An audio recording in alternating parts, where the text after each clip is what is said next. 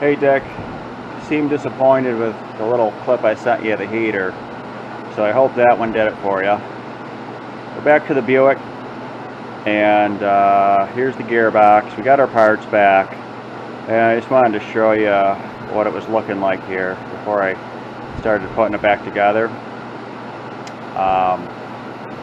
Here's the bell housing. The engine's just sitting on a little stick of wood under there, so I got to get this thing back on there PDQ because it's kind of sketchy the way I left it. This is our bearing retainer, and what our friend did that did this work for me was he took our old one, I don't know if you can really see it, but he sleeved it so that the throwout bearing, the original throwout bearing, will fit. But over here, this is the main attraction, I guess. This is the adapter plate that is going to convert the original straight 8 engine, or adapt the original straight 8 engine over to the Borg Warner transmission. This here is he made this bracket and rod, and that was a piece that was on the old transmission that supported the clutch pedal and the brake pedal. So he just fabbed up this little, it looks really nice. He guy does super work. On the other side, we've got an alignment ring bushing, and then we've got a series of holes to accommodate new, where new meets old. So this here fits into there like that, and then this bolt pattern matches that. And what he ended up doing was, to make it work, he had to open up some of the holes on the gearbox here, which I think is probably the best route to go with what we had to work with. I'll show you over here quick. Kind of a mess in here, but as you can see, that 2x4 down there is the only thing really supporting the engine. So I got to get this thing back together for more than one reason. But yeah, so I'll put some of this crap back together.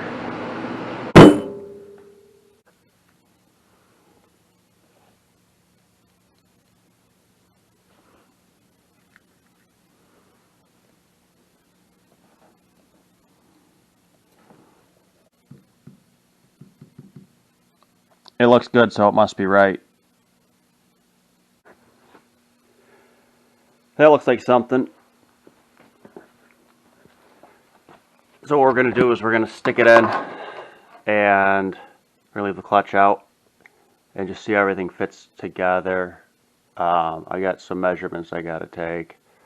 I got some prayers I have to say, and I've got to pull it back out and do a few more things and then put it back in.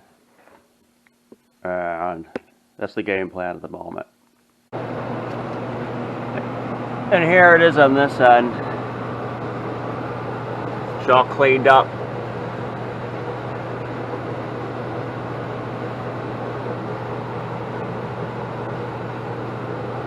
Man, this is one greasy car.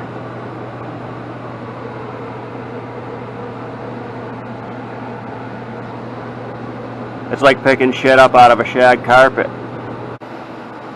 One last glorious look here.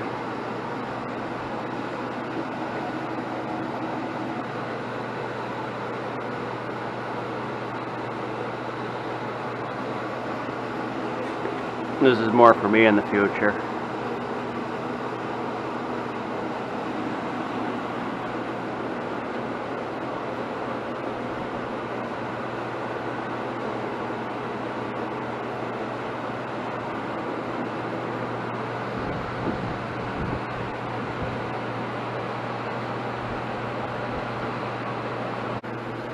can't appreciate antique hardware, there's something jiggly with you.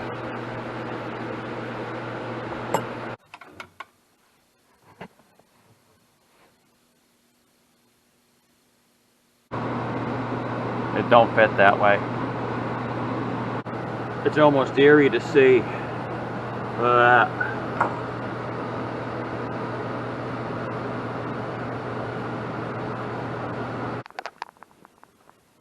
So to summarize, our wins are bigger than our losses at the moment.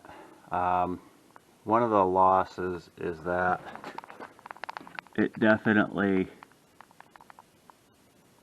isn't going to fit under the floor. So the floor is going to have to get, well, I don't know what you would call it when you raise up the floor, but it's going to have that done to it.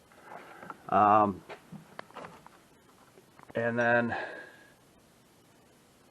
the other thing I'm worried about is getting the transmission in with the clutch, because it's got to go back pretty far. And I think if I take that lower, that U thing right there is for the brakes. I think if I can get that out, they can push it back far enough to get the clutch in there. And I need a spacer for the pilot bearing in there, and I got to push the pilot bearing out, and then I'm going to probably want to put a little bushing in between there in the spline shaft. I think the retainer does need to get trimmed back. I was looking at the pressure plate over there, and there's not a lot of, I don't think I got enough room. But other than that, I mean, that's pretty tight right there. So let's take a minute to thank Paul for all the parts that he made for us. He really did a wonderful job in making sure that everything fit together, and making sure that what he was doing lined up with what I was going to need in the end. And that's invaluable. So thank you, Paul. I'm kind of buttering you up a little bit too, because back here, this is what I got with my rear axle. And what I'm going to need to do is make a bushing for the center hub here. And I don't think it's got to be complicated, but I basically want to yank this out and find something to space that out, and then probably have to open, well, got to get some new drums, but get some new drums, and then you know, open them up to the bushing size. And the other thing I'm growing increasingly worried about is, I don't know if it's easy to see, but this has some cracks in it, and it also has a little bit of a ridge. And you can see on the old clutch here where that ridge ground itself in there, which I don't think is a big deal, but what I am more concerned about is the cracking, and you know, I guess that is probably going to chatter. I don't think the cracking is that deep, so it may be able to be turned. I don't know. The other thing is the flywheel looks almost identical to this.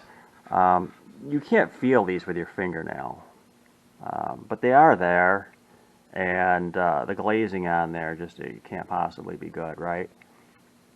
So I don't know if this needs to get replaced or if this can get machined.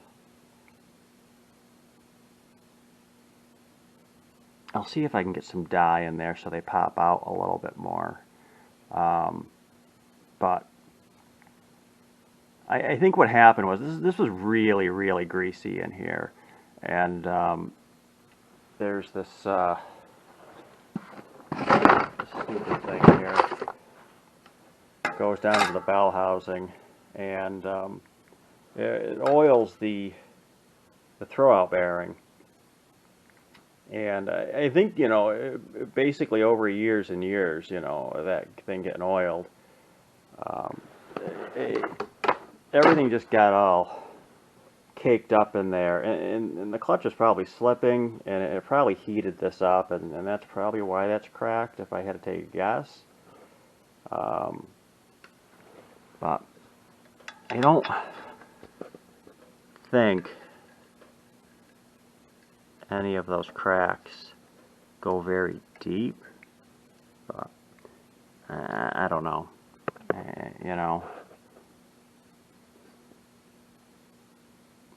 you could turn it and the whole thing could fall apart, but I don't think it will. There has to be